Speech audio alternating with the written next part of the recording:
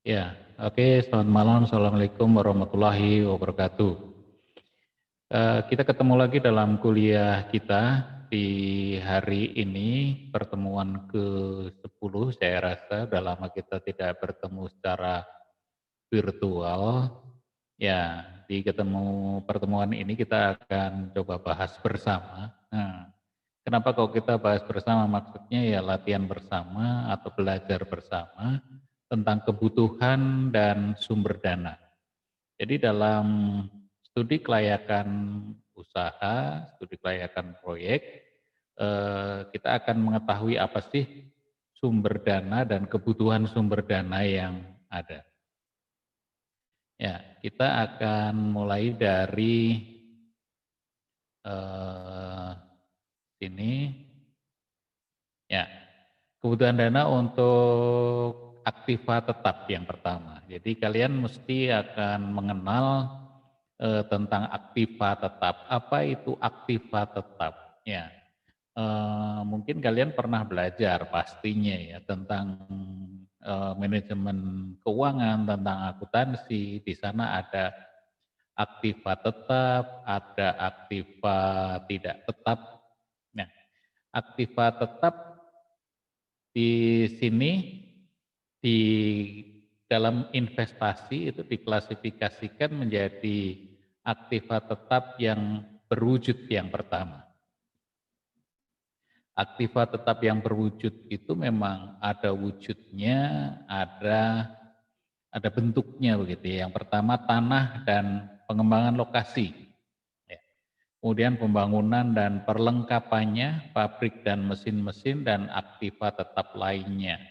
Nah, aktiva tetap yang berwujud ini, tanah dan pengembangannya memang tanah yang dipakai, yang digunakan oleh suatu usaha itu. Baik itu tanah sendiri maupun tanah dari hasil usaha yang lain, misalkan sewa atau pinjam dan seterusnya. Kemudian di atas tanah itu ada bangunan dan perlengkapannya. Gitu ya, bangunan dan perlengkapannya. Nah, statusnya itu tadi memang akan dibedakan pastinya nanti kalau bangunan itu memang bangunan permanen, bangunan yang dengan investasi yang besar, dengan perawatan yang besar dan sebagainya. Kemudian aktiva yang lain, aktiva tetap yang lain, pabrik dan mesin-mesin yang ada di dalam pabrik itu. Ya, ada pabrik kalau perusahaan manufaktur ya, ada pabriknya, di dalamnya ada mesin-mesin dan ini pasti akan berbeda dengan perusahaan jasa dan perusahaan perdagangan. Ya, nanti mesti harus dibedakan tentang aktiva tetap ini ya. Dan aktiva tetap lainnya di luar tanah, bangunan, perlengkapan pabrik dan mesin-mesin itu kadang masih dibutuhkan aktiva tetap yang lain gitu ya.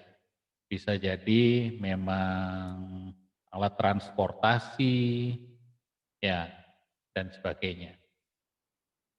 Ini aktiva tetap yang berwujud, sedangkan aktiva tetap yang tidak berwujud, ya ini aktiva tidak berwujud.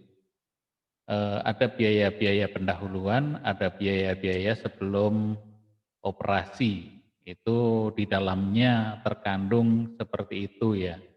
Aktiva tidak berwujud, ya aktiva tetap tidak berwujud. Jadi memang tidak kelihatan ada aktiva tidak berwujudnya itu apa sih? Ya sebenarnya kalau kita pahami ada goodwill, ada merek, ada nama baik.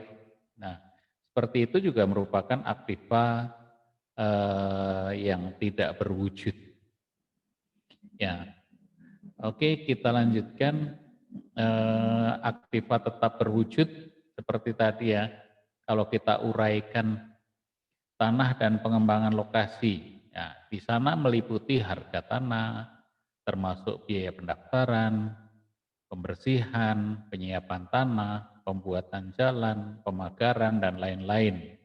Ini yang berhubungan dengan tanah. Jadi nanti ada harga, biaya, penyiapan, dan lain-lain itu yang dimaksud dengan isi dari tanah dan pengembangan lokasi gitu ya. Ya, nilai dari situ. Maksudnya nilai dari aktiva dari tanah dan pengembangan lokasi tersebut. Semua nilainya, unsur biaya dan sebagainya masuk di situ menjadi suatu nilai aktiva. Kemudian B, bangunan dan perlengkapan. Bangunan yang dipakai untuk pabrik, bangunan untuk administrasi, gudang, untuk pembangkit tenaga. Biasanya untuk pembangkit tenaga ini karena berisik maka dia dipisahkan atau lebih jauh posisinya begitu ya. Kemudian ada pos keamanan, kemudian jasa arsitektur dan lain-lain. Nah ini maksudnya dari semua yang ini merupakan unsur-unsur nanti yang dimasukkan dalam aktiva bangunan dan perlengkapannya. Kemudian pabrik dan mesin-mesin ini selain ya intinya pabrik itu biaya pembangunannya itu menghabiskan berapa gitu ya untuk membuat pabrik itu ya. Pembangunan pabrik, kemudian harga mesin dan pemasangannya, suku cadang dan lain-lain itu masukkan dalam aktiva pabrik dan mesin-mesin. Nilai bukunya secara total berapa. Kemudian yang D, aktiva tetap lainnya ini berupa perlengkapan angkutan dan material handling ya artinya sih ada forklift kalian tahu ya. Ada ya ada mini forklift, ada yang besar begitu ya. Kemudian ada alat angkut kecilnya. Untuk penelitian dan pengembangan, untuk mebelir, untuk perlengkapan kantor dan lain-lain. Nah, ke semua aktiva yang ada di sini yang merupakan aktiva berwujud ini nanti akan dinilai harganya, dinilai nilai bukunya itu akhirnya akan menjadi berapa. Kemudian kalau aktiva tetap tidak berwujud, ya di sini ada biaya pendahuluan tadi ya. Itu termasuk dalam aktiva tetap yang tidak berwujud. Ada biaya studi pendahuluan, ada penyiapan laporan studi kelayakan, ada survei pasar, ada legal free dan lain-lain. Ya, ini biaya legal sebenarnya legal fee. Ya, ini biaya pendahuluan ya, studi pendahuluan penyiapan. Kemudian aktiva tidak berwujud yang ada biasanya bisa berupa paten, lisensi, pembayaran lumsum, penggunaan teknologi, engineering fees, copyright dan lain-lain ya tadi makanya saya sebutkan goodwill gitu ya. Goodwill itu ya termasuk copyright, termasuk paten, legal standing atau lisensi. Nah, pembayaran lumsum itu apabila kita memang menggunakan suatu aktiva bersama, maksudnya kita iurannya berapa sih? Ini aktiva ini dipakai juga oleh perusahaan lain. Kemudian yang C adalah biaya sebelum operasi. Biaya penarikan tenaga kerja, biaya latihan, beban bunga, biaya selama masa percobaan. Itu masa percobaan ada proses produksi yang masih diuji coba dan sebagainya itu bisa dimasukkan dalam aktiva tetap tidak berwujud. Ya, kenapa kok hal-hal ini masuk dalam aktiva tetap tidak berwujud? Karena pos pertama yang ada untuk biaya-biaya ini kan memang belum ada, makanya jelas harus kita masukkan ya. Segala biaya, persiapan dan sebagainya, set up untuk perusahaan itu kan pastinya ada. Kita ke perusahaan lain survei, kita menghubungi perusahaan-perusahaan yang menyelenggarakan survei dan seterusnya itu butuh biaya dan biaya-biaya itu nanti masuk ke mana? Ya, salah satunya atau di awal kita akan masukkan di dalam aktiva tetap tidak berwujud ini. Selanjutnya untuk kebutuhan dana sebagai modal kerja. Nah, apa itu modal kerja? Mesti kita akan pahami dulu modal kerja.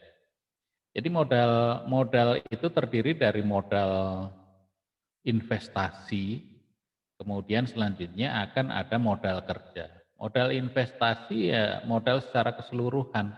Artinya mulai dari aktiva-aktiva tadi ya, untuk tanah, untuk pabrik, untuk operasional pertama, sampai perusahaan ini berjalan terus tiap bulan.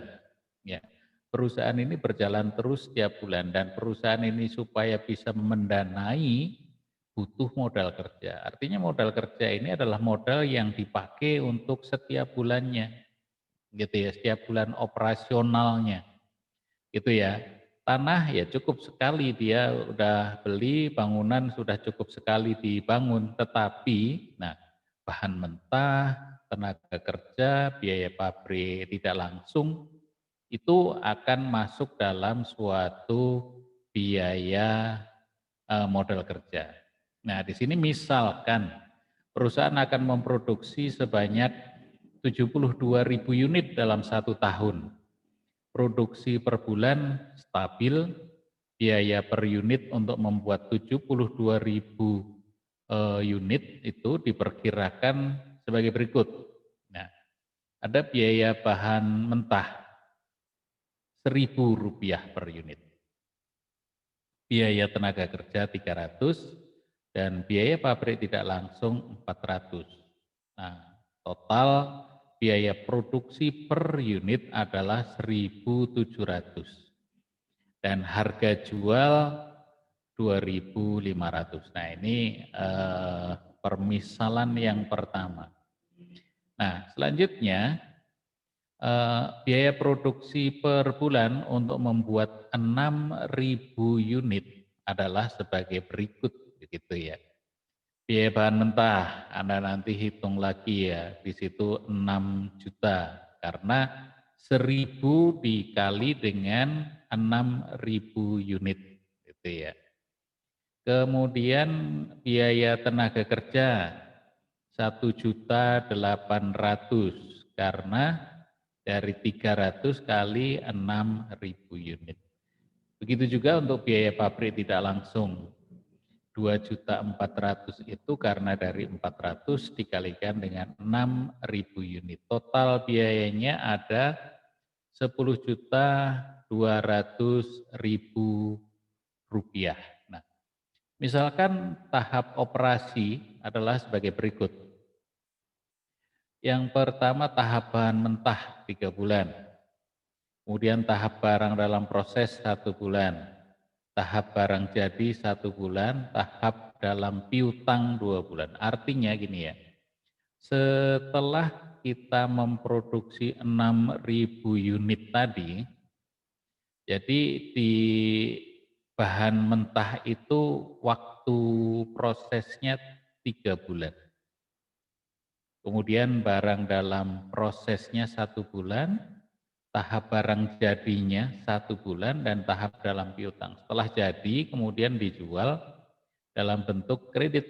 Nah, muncullah tahap dalam piutang. Nah, berarti bahwa rata-rata bahan ada dalam gudang selama 3 bulan, yaitu bahan mentah ya. Kemudian rata-rata produksi 1 bulan, penyimpanan barang jadi 1 bulan. Rata-rata pembeli membayar pembelian 2 bulan. Nah, ini sekedar ringkasannya saja ini ya, narasi dari ringkasan ini. Nah, selanjutnya dari sana terus kemudian kita coba dalam tabel investasi pada berbagai aktiva lancar dalam jutaan rupiah. Ya, inputnya ini bahan mentah, kemudian tenaga kerja, kemudian biaya pabrik tidak langsung. Nanti akan menghasilkan laba kotornya itu berapa. Nah, bahan mentah di periode dalam bulan tadi ya, 3 bulan. Ya, ini bahan mentahnya 1,8. Ya, oke. Kemudian barang dalam proses 1 bulan, barang jadinya 1 bulan dan piutangnya 2 bulan. Ya, barang dalam proses jadi nanti akan kita bagi gitu ya. Barang dalam proses di sini 6, kemudian barang jadi 6 dan barang dalam piutang ini 12. Nah, kenapa demikian? Nanti penjelasannya akan saya sertakan begitu ya. Ya, kemudian tenaga kerja, ini yang pertama tentang bahan dalam proses gitu ya, persediaan. Ini 3 gitu ya, kita lihat di sini karena 3 bulan begitu ya, 3 bulan.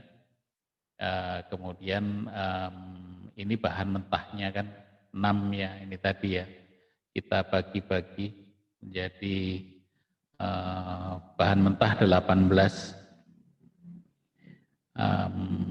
ya 18 bahan mentah. Karena ini 3 bulan begitu ya. Kemudian ini 6 juta barang dalam proses, kemudian barang jadi juga 6 juta, 6 ditambah 6 di sini 12 karena 2 bulan begitu ya. Ya. Kemudian tenaga kerja pada WIP itu work in process atau barang dalam proses. Barang dalam proses, catatan di sini tadi, barang dalam proses itu 1 bulan, begitu ya. Barang dalam proses itu 1 bulan, kita ambil ini setengahnya, karena kan memang barang dalam proses itu istilahnya setengah jadi begitu ya, barang dalam proses setengah jadi, setengahnya jadi 0,9. Kemudian barang jadinya itu 1,8, kita lihat di sini 1,8 tadi. Ya ini tenaga kerja ya 1,8. Kemudian pada piutang itu 3,6. Pada piutang 2 bulan 1,8 dikali 2, ya 3,6. Ya, secara total di sini 6,3, gitu ya. Kemudian yang ketiga biaya pabrik tidak langsung. Biaya pabrik tidak langsung pada work in process atau barang dalam proses dihitung setengah rumusnya dalam proses ya. Biaya pabrik tidak langsung kita lihat biaya pabrik tidak langsung 2,4 gitu ya. 2,4 ya. 2,4 setengahnya 1,2. Kemudian barang jadi satunya 2,4. Kemudian pada piutang 2,4 kali 2 4,8. Ya ini di total menjadi 8,4 ya. Laba kotornya ini semua di total 9,6.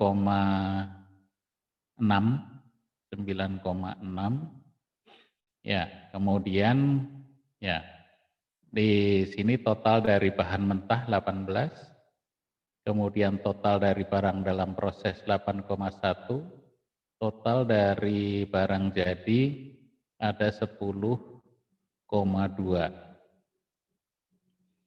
Kemudian total piutang ada 30. Kemudian total secara keseluruhan 66,3. Nah, kita lihat. Misalkan perusahaan menginginkan persediaan suku cadang sebesar 6 juta, dan persediaan kas untuk berjaga-jaga sebesar 5 juta, maka kebutuhan modal kerjanya ini ya 66,3 ditambah 6 juta adalah persediaan suku cadang, ya, persediaan kas untuk berjaga-jaga 5 juta, nah akhirnya dijumlah menjadi 77,3 juta. Ya. Jadi 66 ini adalah total keseluruhan dari modal kerja yang dibutuhkan. Kemudian kita menginginkan persediaan suku cadang sebesar 6 juta, persediaan kas untuk berjaga-jaga 5 juta. Jadi kita kasih spare gitu ya, suku cadang 6 juta persediaannya, kemudian untuk berjaga-jaga 5 juta. Maka di total ini 66,3 juta, ditambah 6 juta, ditambah 5 juta, ada 77,3 juta. Nah, dari contoh di atas kita melihat bahwa besar kecilnya kebutuhan modal kerja itu tergantung pada lama keterikatan dana dan volume kegiatan produksi. Iya kan? Perlu dipahami di sini lama keterikatan dana itu tadi ini. Saya kembali ke sini. Nah, ini lama keterikatan dana ya. Bahan mentah itu 3 bulan, barang dalam proses 1 bulan, barang jadi 1 bulan, kemudian tahap dalam piutang. Nah itu adalah lama keterikatan dana. Kemudian ditambah dengan volume kegiatan, artinya semakin besar produksinya, semakin besar kuantitasnya, juga akan semakin besar kebutuhan modal kerja yang dibutuhkan. Ya, selanjutnya pertimbangan dalam likuiditas kebutuhan dana. Ya, jadi apa itu likuiditas? Ya, pertimbangan likuiditas ini menyatakan bahwa satu aktiva tetap yang tidak susut sebaiknya dibelanjai dengan modal sendiri. Apa sih likuiditas nih? Model sesuatu yang mesti harus kita clearkan gitu ya.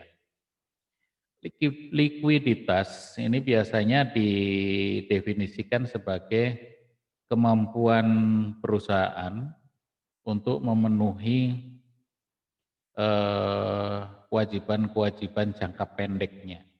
Jadi artinya suatu perusahaan dinyatakan liquid apabila dia bisa memenuhi tagihan-tagihan dalam jangka pendek. Jangka pendek itu apa ya? Tagihan-tagihan yang harian, bulanan, yang kurang dari 1 tahun. Misalkan tentang ketika perusahaan itu membeli tanahnya itu diangsur, nah angsuran itu selalu terjaga dapat terbayar. Kemudian juga tagihan-tagihan untuk bahan baku, kemudian memenuhi gaji karyawan untuk kebutuhan modal kerja dan seterusnya itu bisa terbayar dalam jangka, jadi artinya kebutuhan jangka pendek. Nah, dari likuiditas ini, pertimbangan likuiditas untuk kebutuhan dana, ya artinya memang kita harus mempertimbangkan faktor likuiditas. Nah, ini menyatakan bahwa di sini yang pertama aktiva tetap yang tidak susut sebaiknya dibelanjai dengan modal sendiri. Aktiva tetap yang tidak susut sebaiknya dibelanjai dengan modal sendiri. Artinya memang apa sih? Kita harus definisikan, kita harus ketahui aktiva tetap yang tidak susut, aktiva tetap yang tidak mengalami penyusutan, apa kira-kira? Jadi dia malah bukan susut, biasanya malah nambah. Semakin lama semakin mahal harganya ya. Misalkan tanah. Tanah tadi ya, aktiva tetap yang tidak susut. Kalau bangunan aktiva tetap yang nanti akan susut. Mobil mesin, nah itu aktiva tetap yang akan mengalami penyusutan. Artinya langsung saja di sini, tanah sebaiknya dibelanjai dengan modal sendiri, misalkan begitu.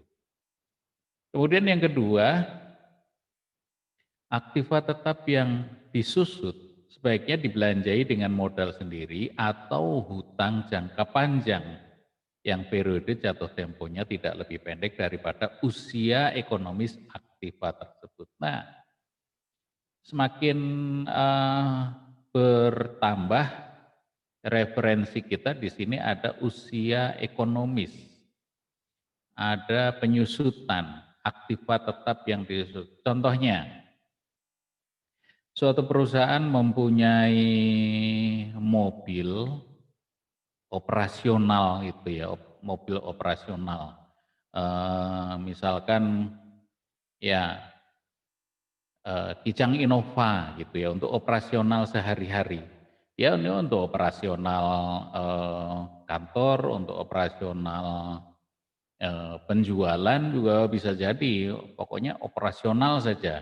Nah, ini ketika dibeli di tahun 2019 barangkali dibeli Kijang Innova seharga 360 juta misalkan begitu ya. Nah, berapa usia ekonomis? Artinya usia ekonomis itu usia pakai dari mobil Kijang Innova tadi. Ya, bisa 10 tahun, bisa 5 tahun. Ya, yang bagusnya mana? Mungkin semakin lama semakin ekonomis, tapi nanti kalau semakin lama di akhir-akhir itu akan merongrong biaya, biasanya begitu ya. Makanya kemudian perusahaan itu kadang menetapkan untuk mobil usia ekonomisnya paling lama 5 tahun. Artinya kalau 5 tahun nanti masih ada nilai sisa.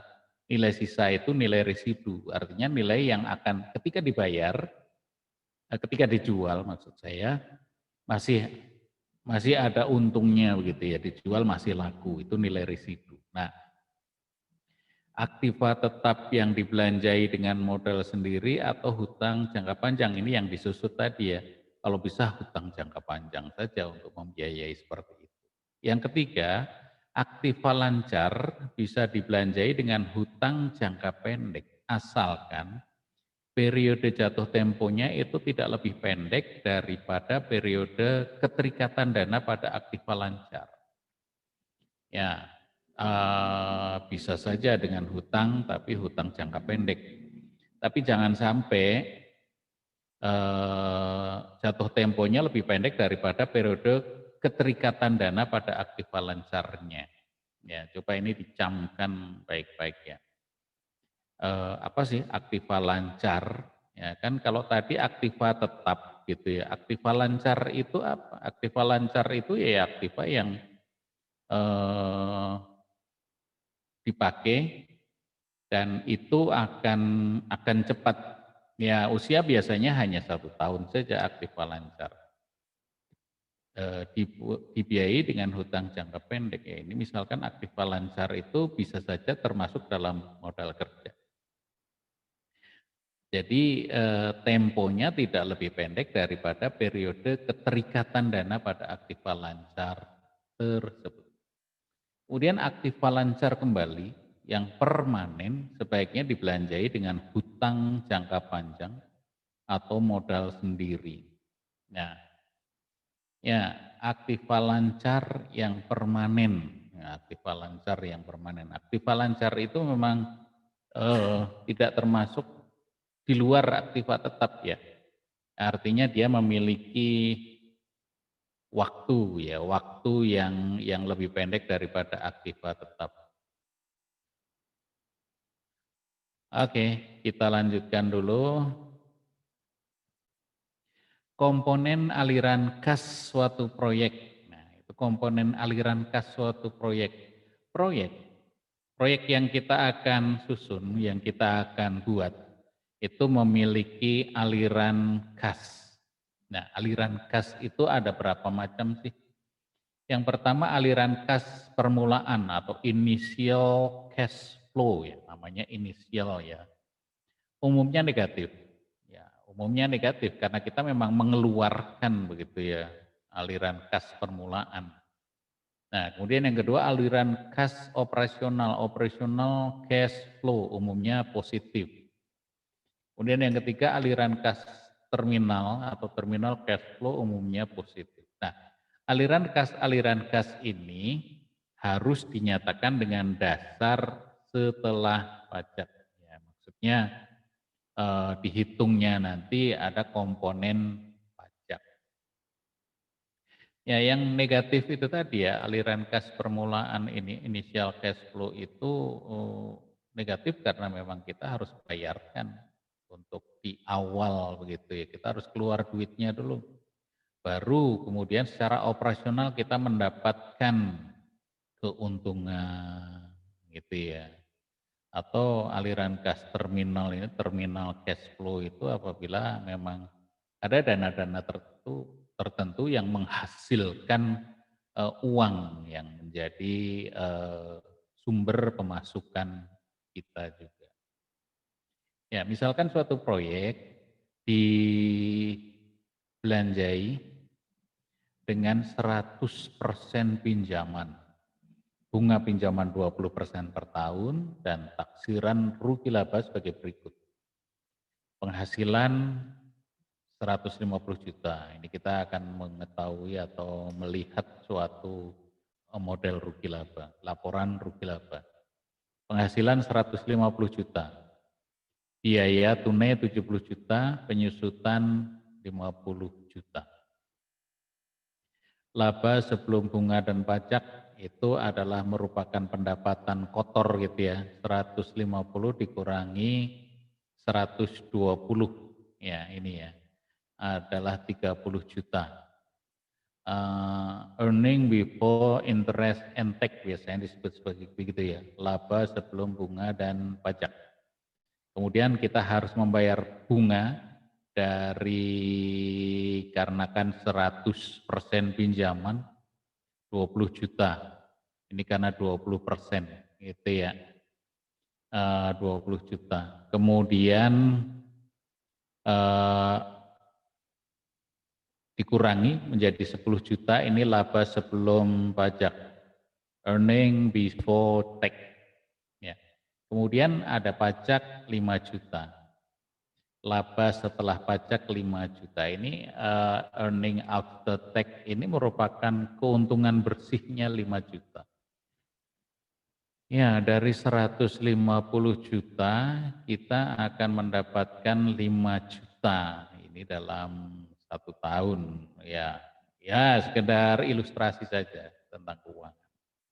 Nah, aliran kas masuk itu sama dengan laba setelah pajak ditambah penyusutan. 5 juta ditambah 50 juta ada 55 juta. Ya, kenapa ada penyusutan gitu ya? Kita lihat tadi penyusutan berapa? 50 juta. 50 juta. Ya, laba setelah pajak ditambah penyusutan itu adalah aliran kas masuk 5 juta ditambah 50 juta.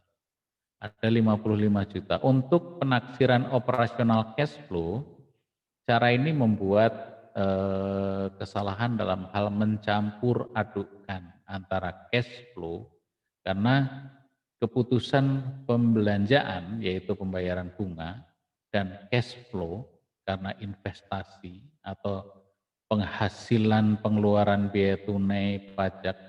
Untuk itu cara penaksiran aliran kas operasional yang benar adalah sebagai berikut. Ini tadi yang salah ya. Ya. Aliran kas masuk sama dengan laba setelah pajak ditambah penyusutan ditambah bunga. Ya. Satu men pajak. Ya. Dalam contoh ini berarti aliran kas masuk 5 juta, kemudian penyusutan 50 juta ditambah 20 juta. Ya, pajaknya 0,5 begitu ya. Jadi setengah gitu ya. Dari 20 juta. Jadi 65 juta ya. 55 ditambah 10, 65 juta. Ya. Kalau yang pertama tadi 55 juta, karena ini kita kan ada bayar bunga begitu ya. Jadi harus dimasukkan. Artinya paling tidak sih bunga dan dikurangi pajaknya itu kita ambil dari bunganya yang 10 juta tadi kita masukkan. Ya, oke. Ya, mudah-mudahan ini cukup membantu dan mengobati kegalauan, kegalauan. Ya, silahkan dipelajari kembali. Nanti saya kirimkan materi dalam bentuk PDF-nya, barangkali bisa dicermati lebih jauh. Oke ya. Hari ini saya rasa sudah cukup. Terima kasih atas perhatiannya. Sampai jumpa dalam pertemuan yang lain. Assalamualaikum warahmatullahi wabarakatuh. Selamat sore.